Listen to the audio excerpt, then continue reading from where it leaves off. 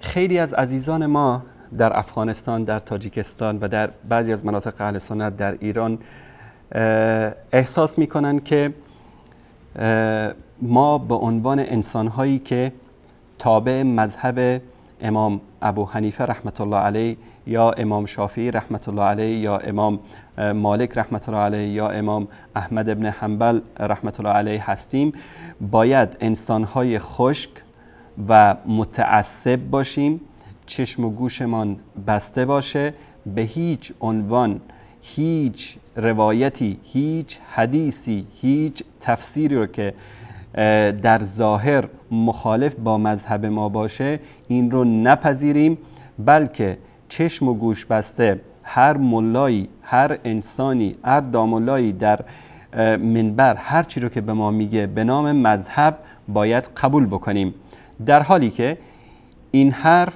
و این فکر و این عقیده مخالف است با قول الله سبحانه و تعالی، با احادیث رسول اکرم صلی الله علیه و آله و سلم و با اقوال ائمه اربعه اهل سنت رحمت الله علیهم اجمعین.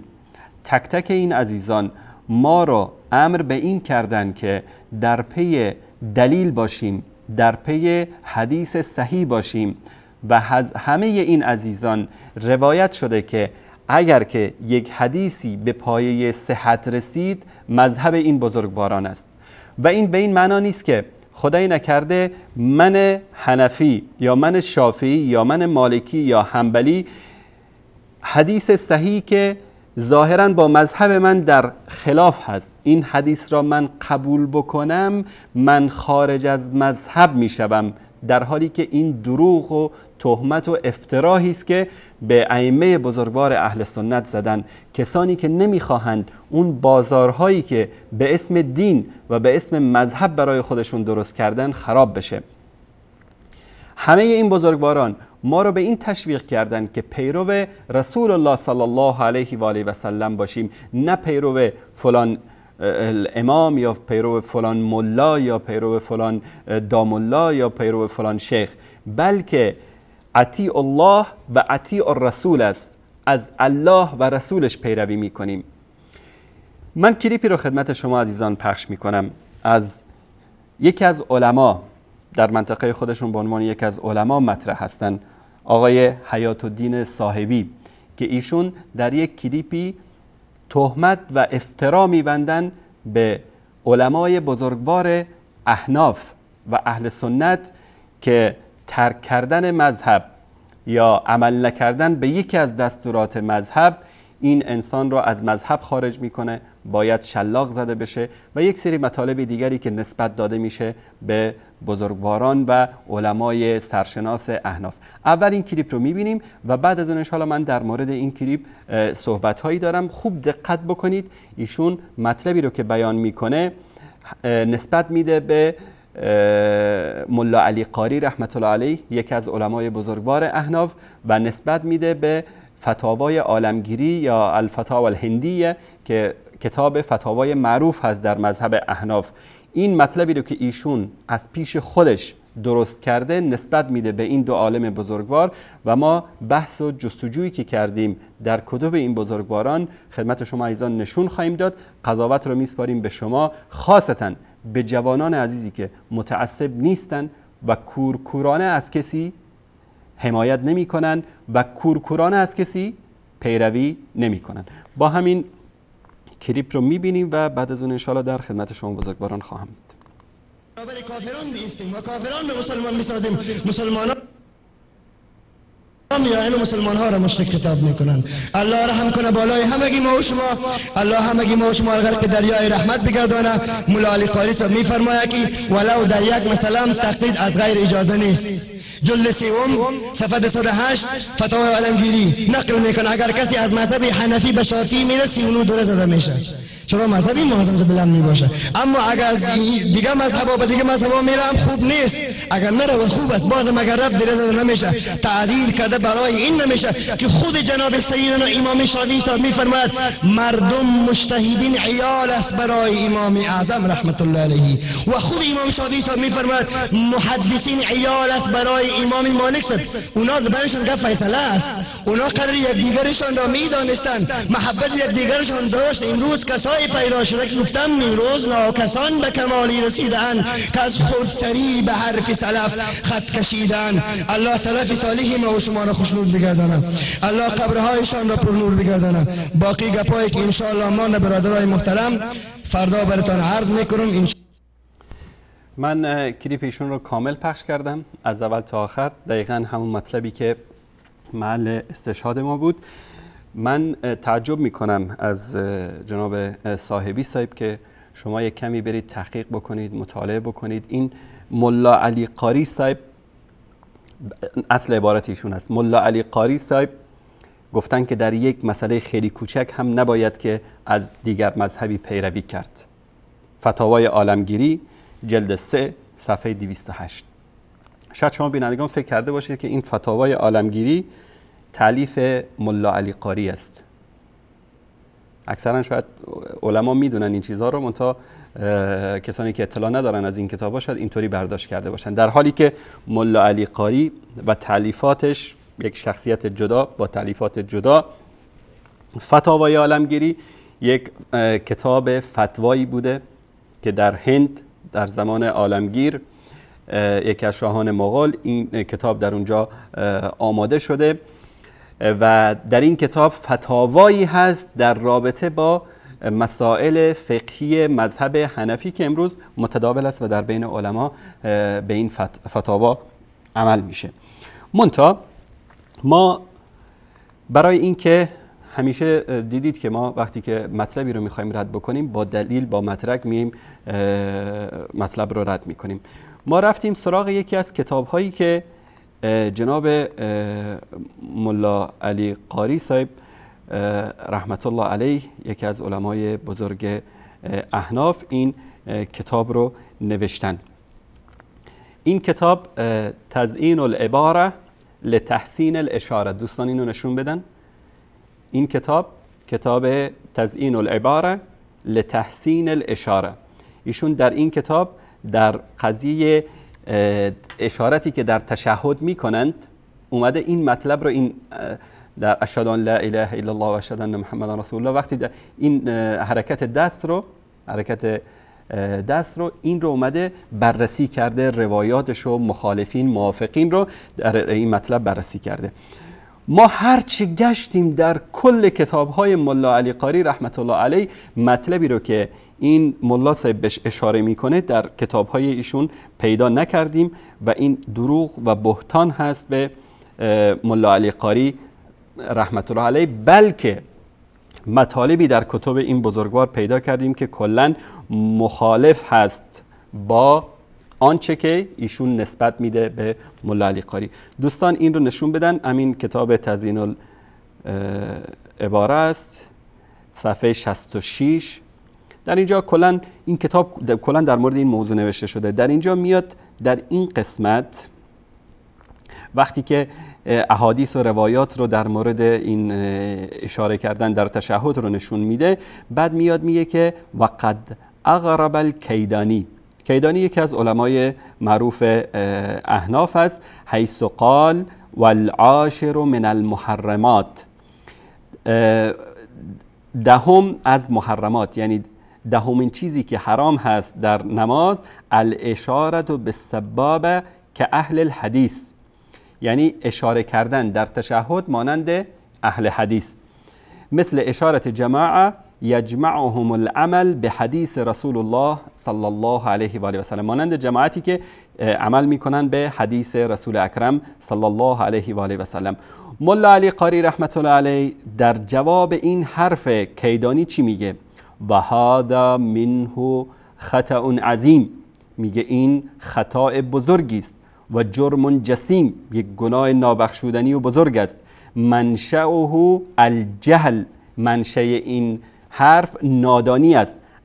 عن قواعد الاصول، از قواعد اصول، و مراتب الفروع من المنقول، و مراتب فروع. ولولا، و اگر حسن الظن بهی، اگر گمان نیک به کیدانی نمی بود، و تعویل کلامه، و حرفش قابل تعویل نمی بود، بسببهی، به سبب همین حرفی که زده، لکان کفره صریحا، کفر این انسان یعنی کیدانی صریح بود، و ارتداده صحیحا، ارتداد این شخص صحیح می شد.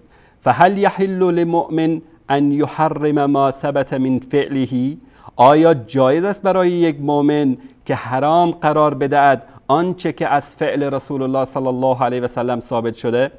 ما کاد نقله ان یکون متواترا، چیزی که نقل آن متواتر است. بعد از این میگه که و یمنع جواز ما علیه عامه العلماء، و عامه علما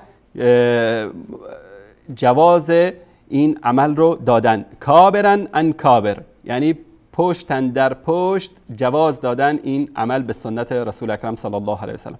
والحال ان الامام الاعظم والهمام الاقدم، و حال این که امام اعظم یعنی امام ابو حنیفه رحمت الله علیه، والهمام الاقدم قال لا يحل لاحد ان یأخذ بقولنا، برای هیچ کس جایز نیست که حرف ما را بگیرد، ما لم یعرف مأخذه، اگر که نمیداند مأخذ ما یعنی جایی که ما این حرف رو گرفتیم کجاست. من کتاب او سنه، از کتاب است یا از سنت است، او اجماع الامه، یا اجماع امت است، او قیاس جلی فی المسئله، و یا که قیاس جلی که در مسئله وجود داشته باشه.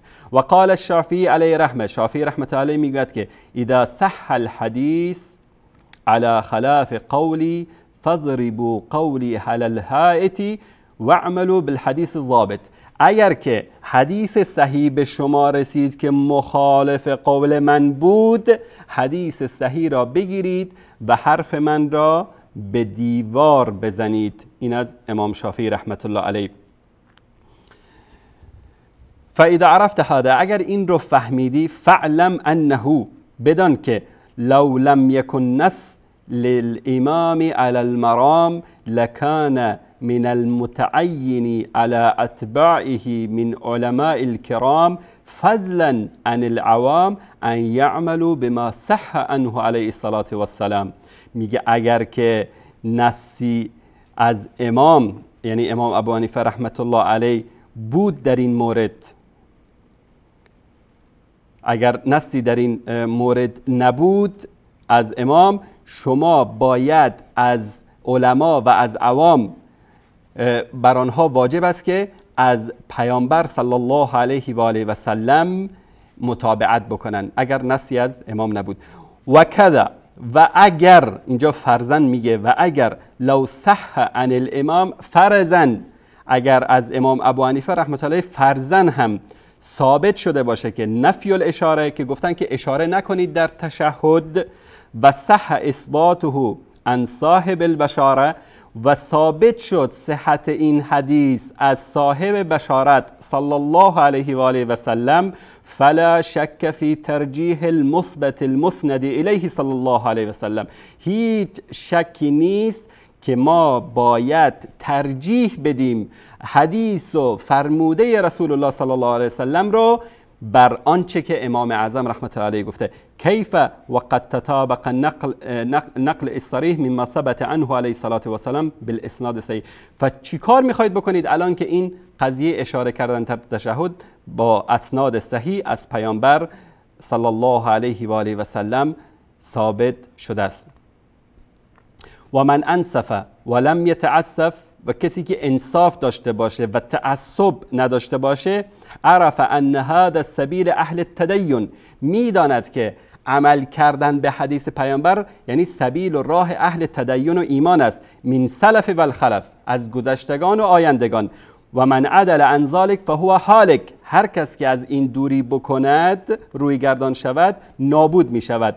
به وصف الجاهل المعاند المکابر، ولو کان عند الناس من الاکابر. این انسان جاهل است، معاند است، متکبر است، ولو اینکه در نزد مردم انسان بزرگی باشد، ولو اینکه صاحب باشد، ولو اینکه غیر صاحبی باشد، ولو اینکه هر کسی میخواد باشد.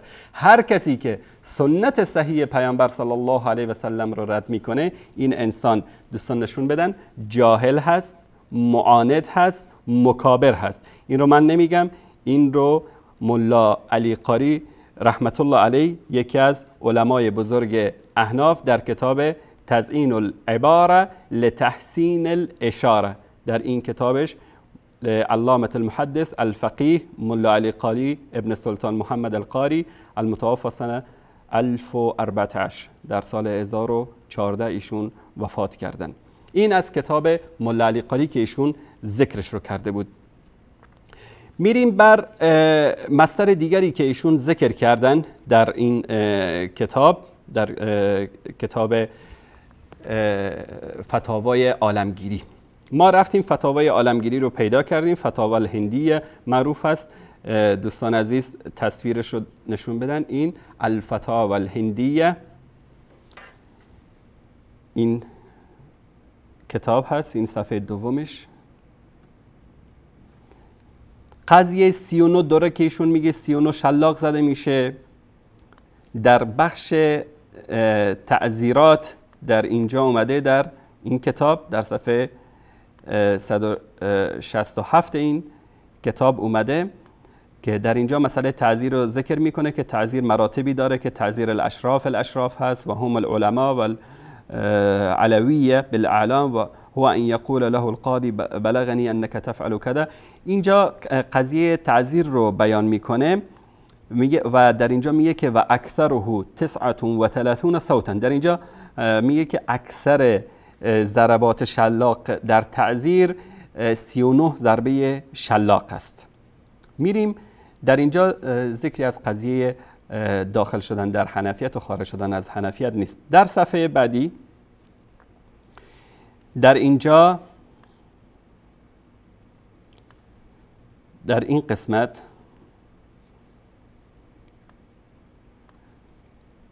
در اینجا میگه کذا فی النهر الفائق ناقلا عن السراجیه. حنفی یک انسان حنفی ارتحل الى مذهب الشافعی رحمه الله تعالی یعذر. اگر یک حنفی به مذهب شافعی بروه تعزیر میشه یعنی شلاق زده میشه. کذا فی جواهر الاخلاطی، آنچنان که در کتاب الجواهر الاخلاطی آمده است. در همین صفحه در زیرش اینجا پاورقی داره، قوله ارتحل الى مذهب الشافعی یعذر، یعنی قول ایشون که گفته کسی که به مذهب شافعی میره شلاق زده میشه، تعزیر میشه. ای اذا کان ارتحاله لا لغرض محمود شرعا، اگر که رفتنش به مذهب شافعی به خاطر یک عمل خوب نباشه، یعنی هدف نیکی نداشته باشه. کما افاده فی تاتارخانیه، چنان که در تاتارخانیه این رو ذکر کرده و توضیح داده. یعنی چی؟ یعنی کسی باید مسخره بکنه، یک روز بره شافعی بشه، یک روز بره حنبلی بشه، یک روز بره حنفی بشه، یک روز اعلام بکنه بله من امروز مذهب حنفی رو ترک کردم رفتم شافعی شدم، فردا بیاد بگه نه من مذهب حنبلی رو ترک کردم رفتم حنفی شدم. کسی بخواد اینطوری مسخره بازی بکنه، در این صورت علما چیکار میکنن؟ این طرف رو تعزیر میکنن تا دیگه از این اعمال انجام نده. یکی از کتاب‌های معروفی که حتی بچه‌های کوچیک در مذهب حنفی هم با این کتاب آشنا هستند، طلبه‌ای که در مدارس دینی درس می‌خونن، من تعجب می‌کنم که جناب صاحب چطور تجاهل عارفانه می‌فرمایند یا که از این کتاب‌ها بی‌خبرن یا این کتاب‌ها را از نظر نگذراندن. اگر ان كنت تعلم فتلك مصیبه، ان كنت لا تعلم فالمصیبه اعظم. اگر میدانی که این حرفا رو میزنی آقای صاحبی مصیبت است، اگر نمیدانی و این حرفا رو میزنی مصیبت از این بزرگتر است که شما رو آوردن اونجا امام تعیین کردن در یک مسجد که مردم اینطوری داری با حرفات گمراه میکنی، مردم رو از سنت پیامبر صلی الله علیه و سلم مانع میشی به حجت اینکه شما حنفی هستید و نباید که خلاف مذهب عملی رو انجام بدید. الدر المختار و حاشیه ابن العابدین رد المختار، دوستان نشون بدن جلد 1 صفحه 67. در این کتاب در مقدمه، من از آقای صاحبی خواهش میکنم که برن مقدمه این حاشیه ابن عابدین رو بخونن در صفحه 67ش. در اینجا میگه که اگر مطلبی از امام نقل شده که ایشون فرمودن اذا صح الحدیث فهو مذهبی، اگر که حدیث پیامبر صلی الله علیه و سلم به پایه صحت رسید، این حدیث مذهب من است. در ادامه چی میگه؟ و اذا صح الحدیث و کان علی خلاف المذهب عمل بالحدیث، میگه اگر حدیثی از پیامبر ثابت شد که صحیح هست و خلاف مذهب حنفی بود، به حدیث عمل می شود و یکون ذلك مذهبه ولا یخرج مقلده عن کونه حنفیا بالعمل به.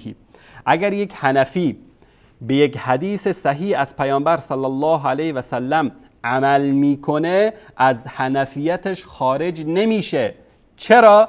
چون که امام اعظم ابو حنیفه رحمت الله علیه فرمودن اگر حدیثی صحیح شد به پایه صحت رسید، مذهب من است. در اینجا دوباره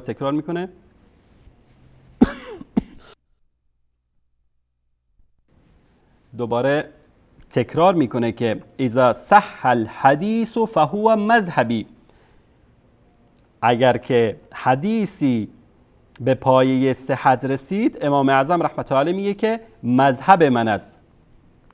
و قد حکى ذلك ابن عبدالبر عن ابی حنیفه و غیره من الائمه، که این رو از ابو حنیفه و غیره از ائمه اهل سنت نقل کردن. پس اگرچه شما التزام و پایبند داشته باشید به مذهبتون و مذهبتون حنفی هم باشه، از امام اعظم رحمت الله علیه این مطلب صحیح نقل شده که اگر حدیثی به پایه صحت رسید، آن حدیث مذهب من هست. من تشکر میکنم از عزیزانمون در اتاق فرمان. این از حاشیه ابن عابدین که یکی از کتاب‌های معروف فقهی اهل سنت هست در مذهب حنفی، در جلد 1 صفحه 67. و من از اینجا نصیحت میکنم آقای صاحبی صاحب و دیگر علمای بزرگوار رو که وقتی مطالبی رو منبر میگید، سعی کنید با مدرک، با سند برین مطالعه بکنید، برید بخونید. این بیچارهایی که پای منبر شما نشستن و به شما بدید یک عالم بزرگوار نماینده امام اعظم رحمت الله علیه میبینند، اینها رو فریب ندید. والله فردا روز قیامت در پیشگاه خدا و پیغمبر و امام ابو حنیفه شرمسار خواهید بود. آنچه که شما از تعصب دارید به مردم تعلیم میدید، مردم رو دارید از حدیث، از قول رسول الله صلی الله علیه و سلم دور میکنید. این مذهب امام ابو حنیفه رضی الله تعالی عنه نیست. این خواهشات نفسانی شماست که نمیذاره شما حق رو برای مردم بگید.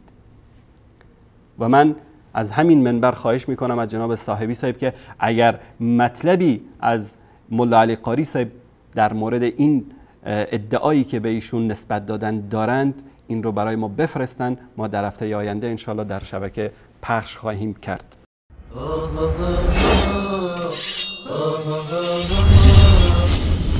ah ah ah ah